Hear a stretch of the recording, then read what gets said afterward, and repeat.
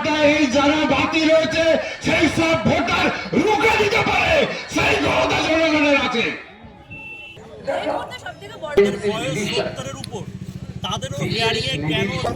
শুনানি হচ্ছে, হিয়ারিং হচ্ছে, হিয়ারিং এর নামে সাধারণ মানুষের হয়রানি। কিছু ভাবনি আপনি নাকি বিরাট বাংলার অগ্নিকন্যা আপনাকে নবনাম দিয়েছিল। আসলে আপনি করবেন কি করবেন? আপনার কি বাধা আছে দাদার কাছে? This channel does not promote any violent, harmful, or illegal activities. All content provided by this channel is meant for an educational purpose only. সবথেকে বড় খবর, বিজেপি টার্গেট দিয়েছিল 1.5 কোটি মানুষের নাম বাদ যাবে, কিন্তু এসআইআর প্রথম পর্যায়ে দেখা গেল মাত্র 28 লক্ষ মানুষের নাম পড়েছে, যেটা উত্তরপ্রদেশ, পাঞ্জাব সহ রাজ্যের তুলনায় অনেকটা কম। মাত্র 28 লক্ষ মানুষকে ডেকে পাঠানো হয়েছে, যারা 2002 সালের ম্যাপিং দেখাতে পারেন, কিন্তু তাতে কি ম্যাজিক করে পৌঁছানো যাবে? না, তাতে যাবে না। করণীয় কি?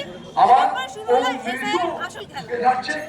নিজের নাম, বাবার নাম, বাবার পর মিডল নেম নেই, মায়ের সাথে বয়সের যথেষ্ট পার্থক্য ইত্যাদি একাধিক অযৌক্তিক কারণ দেখিয়ে 95 লক্ষ মানুষকে লজিক্যাল ডিসক্রিমিনেশনের আওতায় ফেলা হয়েছে।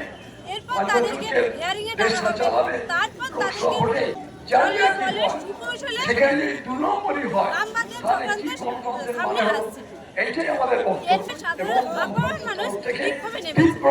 প্রথমে লজিক্যাল ডিসক্রিমিনেশন পুরোপুরি এসডিও অফিসের কাছে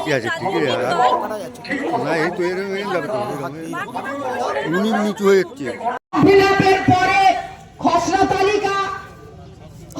তালিকার পর অল্প কিছু নোটিশ, তারপরে দেখা যাচ্ছে এক একটা বুথে হাজার ভোটার হলে 6টা, ফলে গোটা দেশের মানুষকে, বিশেষ করে আমাদের রাজ্যে আবার আমরা লক্ষ্য করছি মাইনরিটি এবং তপশিলি বুথগুলোতে এই ঘটনা ভয়ঙ্কর ভাবে ঘটাচ্ছে। আপনারা জানেন এই এসআইআর প্রতি 20 বছর অন্তর হয়। এটা একটা সাংবিধানিক বিষয়বস্তু। 2002 সালে এই পশ্চিম বাংলায় এসআইআর হয়েছিল, তখন সরকারে ছিল বামপন্থীরা। কোন মানুষকে ফর্ম ফিল আপ করতে হয়নি, কোন মানুষকে তার কাগজ দেখাতে হয়নি। প্রশাসন সব দলের প্রতিনিধিদের ডেকে নিয়ে যারা মৃত এবং বিয়ে হয়ে অন্যত্র চলে গেছে তাদের নাম তালিকা থেকে বাদ দিয়েছিল। এসআইআর এমন একটা জিনিস, কোন ভয়ের বিষয় না। কারণ আপনারা জানেন, আমরা আমাদের বাড়িতে কোনো পার্বণ হলে, আমাদের হিন্দুদের দুর্গোৎসব হলে, আপনাদের বাড়িতে ঈদ হলে আমরা যেমন প্রতিদিন ঘরদোর পরিষ্কার করি, কিন্তু ঈদের সময়, দুর্গাপুজোর সময় আমরা ঘরের সব জিনিসপত্র বার করে ভালো করে মোছামুছি করে আবার ঘরে ঢোকাই। এসআইআর হচ্ছে তাই, কিন্তু দিল্লির অধিকারের মধ্যে পড়ে দেশের আইন তৈরি হয়েছে, সাধারণ মানুষকে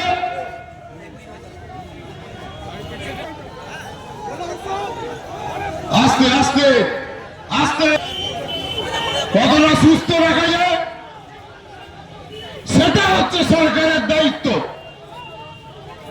আইন তৈরি হয় দেশের মানুষের ভালোর জন্য, দেশের মানুষের সুবিধার জন্য, কিন্তু এখানের মধ্যে দিয়ে ভারতের নির্বাচন কমিশন যে নতুন নতুন আইন প্রতিদিন পরিবর্তন করছে, আসলে মানুষকে কতটা অসুবিধার মধ্যে রাখা যায় সেই ব্যবস্থা করে দিয়েছে।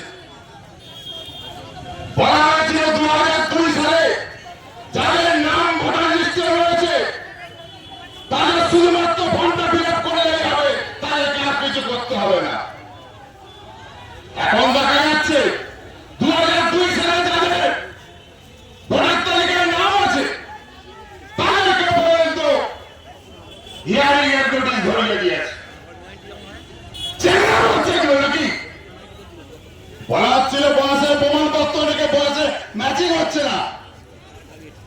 বয়সের প্রমাণপত্র হিসেবে মাধ্যমিকের যে যারা পাস করেছেন, মাধ্যমিকের যে সার্টিফিকেট আছে তাতে তার বয়স উল্লেখ করা রয়েছে। অনেকের ক্ষেত্রে আমার ক্ষেত্রে আমার যে বয়স সেই বয়সের অনেকে জন্ম শংসাপত্র নেই, কিন্তু সেই সময় সরকারি যেসব নথি আছে তাতে যেখানে সুনির্দিষ্ট করা হয়েছে সেটাই তার জন্ম তারিখ হিসেবে ধরে নেওয়া হয়। মাধ্যমিকের একটা সার্টিফিকেটটা গতকাল একটা নোটিশের মধ্যে দিয়ে সেটাকে বাতিল করে দিয়েছে।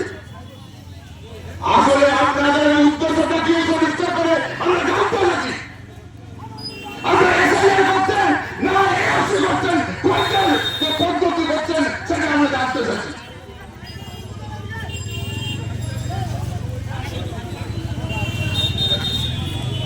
রুটি রুটির প্রশ্ন আছে, সব ছেড়ে দিয়ে আপনাদের পিছনে দৌড়বে। একবার না দুবার করে একজনকে ডাকা হচ্ছে, যা ইচ্ছে তাই পেয়ে গেছেন নাকি? আপনাদের উদ্দেশ্যটা আসলে কি? ভোটার তালিকা তৈরির আগে আপনারা বিধানসভা ক্ষেত্র কি ভাগ করে নিয়েছেন নাকি? যদি সেই নাম থাকে তাহলে আমরা বুঝে নিতে জানি যেসব ভোটারদেরকে আপনারা সঠিক ভোটারকে ভারতীয় নাগরিকদের আপনারা যে কোনো কৌশলে ভোটার তালিকা থেকে বাদ দেবেন, আগামী দিনের বিধানসভা নির্বাচনে এই যারা বাতিল হওয়া ভোটার আপনাদের পরিকল্পনা মাফিক যে তাদের কিন্তু ভোটে বুথে গিয়ে ভোট দেওয়াটা এই যারা বাতিল হয়েছে সেই সব ভোটার রুখে দিতে পারে, সেই ক্ষমতা জনগণের আছে। আগামী দিনে সেই জায়গায় যাবে। আমরা আজকে জানান দিতে এসেছি, আমরা জিজ্ঞাসা করতে এসেছি, পদ্ধতির পরিবর্তন করার জন্য অনুরোধ করতে এসেছি, কিন্তু আগামী দিনের আন্দোলনটা হবে এইভাবে অনুনয় বিনয় আর এইখানে দাঁড়িয়ে মাইকে বক্তব্যের মধ্যে দিয়ে নয়। আগামী দিনের মুভমেন্ট হবে যদি আপনারা আজকের দিনে কথাটা না শোনেন, উপর মহলে যদি না যায়, নির্বাচন কমিশনের কাছে যায় না যায়, সঠিকভাবে আমরা উত্তর না পাই, আর সাধারণ খেটে খাওয়া মানুষকে প্রতিদিন যদি হয়রানি করতে আপনাদের চালু থাকে, আগামী সপ্তাহে আবার আসবো, ঘিরে ফেলবো, উলিবাড়ি অবরোধ করে দেবো, গোটা উলিবাড়ি অচল করে রাখবো, কোন সরকার চলবে না এখানে। পশ্চিমবঙ্গে একটা সরকার আছে, রাজ্য সরকার আছে, তারা মুখে বলছেন আমরা এসআইআর এর বিরুদ্ধে। আমরা করে দিন আপনার বিএলওকে 223 কোটি টাকা নিয়ে বিএলও আপনারা নিয়োগ করেছেন রাজ্য সরকার। এইভাবে সাধারণ নাগরিককে, সাধারণ মানুষকে যদি আপনারা হ্যারাস করতে পারেন, হ্যারাস আপনারা কি দেখেছেন সরকারের সমস্ত কাজকে আমরা অচল করে দিতে পারি, সেই ক্ষমতা জনগণ রাখে এবং আগামী দিনে সেইটা করবো।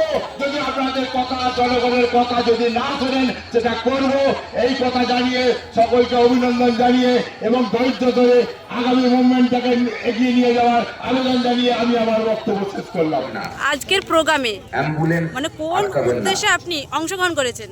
যাতে বাচ্চাদের অসুবিধা না হয়। অংশগ্রহণের মূল কারণ আমরা একটি আন্দোলনে এখানে নির্বাচন সামিল কমিশন হয়েছি। প্রথমে বলেছিল যে যে অনেকে ফর্মগুলো এসেছেন দিয়েছিল, মজা দেখতে। সেগুলো আমরা ফিল আপ করে বিএলওর কে জমা দিয়েছিলাম। পরে এখানে কিছু মজা জনের দেখার জন্য আমরা আসি না। ভেরিফিকেশনের জন্য এসেছিল, আমরা তার আমরা যারা এসেছি, সাপোর্টারি বা সাপোর্টিং ডকুমেন্ট আমরা জমা দিয়েছি। যারা এসেছি তারপরেও আমাদের আমাদের নিজেদের কিছু হবে সেজন্য আমরা আসি। 178/97 আমরা এসেছি আমাদের নিজেদের জন্য, 1150 ভোটার, আমাদের তার পাড়া মধ্যে প্রায় প্রতিবেশীদের 500 জন্য, ভোটারের হিয়ারিং এর জন্য আমাদের ডাক আশেপাশের ডেকেছে। মানুষজন, মেনলি তাদের আমাদের জন্য। বুথটা হচ্ছে মাইনরিটি প্রধান বুথ। আমরা মানুষের কাছে সেই কথা বলবো, মাইনরিটি প্রধান বুথে যাদের SIR 2002 সালে নাম ছিল, স্পেশাল যারা ওল্ড এজ, যাদের ইন্টেন্সিভ বয়স ডিভিশন, 70-এর উপর, তাদেরও বিশেষ হিয়ারিং এ কেন নিবিড় ডাকা সংশোধন। হচ্ছে? এই বয়স্ক এই মানুষগুলোকে বিশেষ নিবিড় সংশোধন ইচ্ছাকৃতভাবে কে করছে? নির্বাচন কমিশন এবং জাতীয় বিজেপি নির্বাচন কমিশন। উভয় মিলে উঠে পড়ে লেগেছে, জাতীয় যাতে নির্বাচন মাইনরিটি কমিশনের গ্রুপে যে লোকটা যাদেরকে মাথা, এতদিনে বাংলাদেশি বলে প্রমাণ সে লোকটার করার নাম জন্য হচ্ছে জ্ঞানেশ মরিয়া কুমার। হয়ে উঠেছিল, তাদের বাংলাদেশ হিসাবে দিল্লিতে যারা কোনোভাবে বাস করে প্রমাণিত না, করতে পারেনি। তাই তারা নতুন যারা একটা হাত পেতেছে গণ্যমান্য যে লোক, কিভাবে এদেরকে তারা এখন জ্ঞানেশ কুমারকে হিয়ারিং বলে এর যান। নামে ডেকে জ্ঞানেশ বিভ্রান্ত কুমারকে বলে করা। সঙ্গী জ্ঞান। এটা প্রান্তিক এরিয়া, এখানে সঙ্গী জ্ঞানেশ মানুষ কেন? এমনি বেশিরভাগ মানুষ কারণ পরিযায়ী জ্ঞানেশ শ্রমিক কুমারের হিসাবে সঙ্গে অন্যান্য রাজ্যে আছে, মোহন ভগবান সেই সমস্ত মানুষগুলোকে হিয়ারিং এ আর ডেকেছে। আমাদের দেশের এই যে স্বরাষ্ট্রমন্ত্রী হিয়ারিং এ অমিত ডাকার শাহ, কারণ হচ্ছে মানুষকে তার খুব হ্যারাসমেন্ট ভালো করা। সম্পর্ক। আমরা এর তীব্র প্রতিবাদ করছি। আসলে সেই জ্ঞানেশ তীব্র কুমার প্রতিবাদ হচ্ছে করতে হিন্দুত্ববাদী। এলাকার সমস্ত মানুষ জ্ঞানেশ কুমার জাতি হচ্ছে ধর্ম উগ্র বর্ণ সম্প্রদায়। নির্বিশেষে এখানে উপস্থিত হয়েছে। তাকে আমাদের নির্বাচন প্রতিবাদ কমিশনের প্রতিবাদ গদিতে করছে। বসিয়েছেন মমতা নরেন্দ্র মোদী। শাসকের কাছে আমাদের ডেপুটেশন দেওয়া চলছে। আমরা সাধারণ মানুষ হিসাবে আসলে এই নেতৃত্ব SIR এর নির্ণয় করছি সঙ্গে এবং সাধারণ মানুষকে আমাদের NRC পাশে কি এসে কোনো এই সম্পর্ক আছে? আন্দোলনে এই লড়াইয়ে এই সামিল হতে হবে, সুপ্রিম কোর্টে যাতে মামলা হয়েছে। নির্বাচন কমিশনের বিরুদ্ধে আমরা একটা দৃষ্টান্ত করতে পারি যে নির্বাচন কমিশন আর বিজেপি একই মুদ্রার সেই বিরোধী। শুনানি সেই এখনো বিজেপি ফয়সালা হয়নি। সরকারের চক্রান্তে আসলে এটা জানবেন। মেনলি মুসলিম নামগুলোকে ব্যান করার নির্বাচন জন্য কমিশন এটা করে হলফনামা লেগেছে। দিয়ে এটা সুপ্রিম আমরা কোর্টে হতে বলেছে। দেব না। এর আমরা তীব্র প্রতিবাদ করছি। বলছে না। এর জন্য আমরা আন্দোলন করছি। NRC যতদূর যাই কোনো আমরা ব্যাপার নেই। আন্দোলন করছি। এছাড়া ওরা আমরা বলছে আমরা ভোটার লিস্ট সংশোধন করছি, ওখানে গিয়ে জমায়েত করব। কিন্তু আপনার নাম কি? 1953 সালের ভারতের নাগরিকত্ব আইন অনুযায়ী বলা আছে যে ভারতবর্ষের প্রাপ্তবয়স্ক নাগরিকরাই কেবলমাত্র প্রথম পর্যায়ে বলা হয়েছিল যে 2002 সালের ম্যাপিং দেখানো হলে আর কোনো ডকুমেন্টস চাইছে না। এখন যে এত ডকুমেন্টস চাইছেন, আপনারা সাধারণ মানুষ এই নিয়ে কি বলবেন? নির্বাচন কমিশনকে কি বার্তা দেবেন? নির্বাচন কমিশন তো পুরো যেটা করছে সাম্প্রদায়িক একটা কথাবার্তার মধ্যেই করছে। প্রথম কথা, মুসলমানদের একটা জাতকে বাদ দিতে হবে, তাদের উঠে পড়ে লেগেছে এই ব্যাপারে কিছু বলা নেই। যা কিছু করছে শুধু দেখে দেখে মুসলমানকে বাদ দেবে এই পরিকল্পনা নির্বাচন কমিশন। আমাদের টার্গেট পূরণ, যে পশ্চিমবঙ্গে এত মুসলমান বাদ দেবে, এইটাই সবচেয়ে বড় উঠে আসছে। যে কোনো পছলে আর মুসলমানকে হেনস্থা করছে, আর কাউকে নাই। আমার বুথে 1400 ভোটারে 832টা শুধু ফেরত দিয়েছে মুসলমানে, হিন্দু 3টে। তাহলে এ থেকে কি বার্তা দেওয়া হয়? এটাই বোঝায় যে মুসলমান যাক, শুধু নির্বাচন বাদ দেওয়া হোক। এই উদ্দেশ্যে এই প্রোগ্রামে অংশগ্রহণ করেছে। আমরা এসডিওকে এই বার্তাটা জানাতে চাই, যাতে নির্বাচন কমিশনের বিরুদ্ধে এবং সঠিক সিদ্ধান্ত ঠিকভাবে নেওয়া হয়, মুসলমানের প্রতি হেনস্থা না যেন হয়, তার বিরুদ্ধে আমরা আজকে এখানে এসেছি। ওকে, নাম কি? আমার নাম মুক্তিয়ার উদ্দিন আহমেদ, বইরা পঞ্চায়েতের সদস্য। বাড়ি? বাড়ি বইরা, জামাদার। ছিলেন স্যার, সিপিআইএম এর রাজনৈতিক দলের পক্ষ হয়েছে আজকে উত্তরবঙ্গে এসডিও অফিসে মানে কোন আবেদনপত্র জমা দেওয়া হয়েছিল, সেই নিয়ে কি বার্তা দেবেন? আবেদনপত্র যে শুনানি হচ্ছে, হিয়ারিং হচ্ছে, হিয়ারিংয়ের নামে সাধারণ মানুষকে হয়রানি করা হচ্ছে। 4/2002 সালে নাম আছে, তাকেও হয়রানি করা হচ্ছে এবং তার সব ডকুমেন্ট থাকার পরেও মাধ্যমিকের সার্টিফিকেট থেকে আরম্ভ করে বার্থ সার্টিফিকেট থেকে তাদেরকে হয়রানি করা হচ্ছে। আমাদের কথা হচ্ছে যে যাদের 2002 সালে নাম আছে এবং যাদের খসড়া লিস্টে নাম উঠেছে, আবার তাদেরকে ডাকা হচ্ছে কেন? এই হয়রানিটা বন্ধ করতে হবে। আমাদের প্রথম কথা হচ্ছে